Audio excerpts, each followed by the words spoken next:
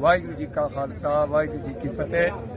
मैं अपनी तरफ से अपनी पीर बाबा की, अपनी बुनेर की, अपनी पूरी मालाकंडी रीजन की, पूरी पाकिस्तान की पंचायत की तरफ से अपने तमाम भाइयों को जो कि पाकिस्तान में रहते हैं, जो कि पाकिस्तान से बाहर रहते हैं, उनको अपील करता हूँ कि आज जो हमारे साथ ज्यादती हुई है, आज जो हमारे साथ जुल्म हुआ है, आज जो हमारे ऊपर हमला हुआ है, ये एहतजाज उस वक्त तक जारी रहेगा जब तक हमारी बच्ची हमें वापस नहीं मिल जाती।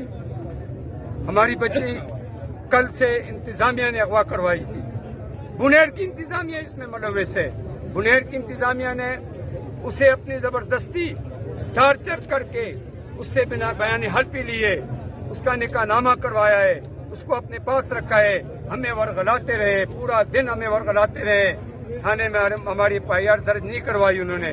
हम थाने पे गए एक तरफ, दूसरी तरफ हमें भेजते गए। हम डीपीओ के पास गए, डीपीओ ने भी हमें वर्गलाया कि आज कल अभी बाद में, लेकिन हमें उन्होंने तसल्ली बख्श कोई जवाब नहीं दिया क्योंकि इंतजामिया इसमें मुलव्वस है।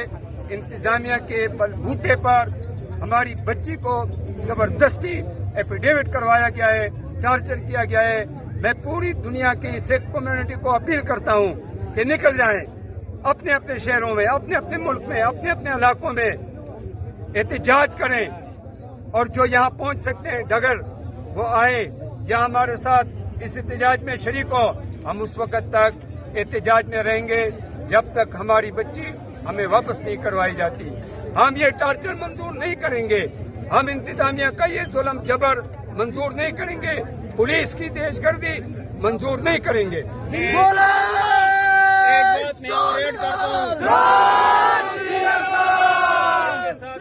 एक बात मैं और भी ऐड करता हूँ कि हमारे पीर बाबा के मुसलमान भाई, हमारा उनके साथ दुख सुख लगा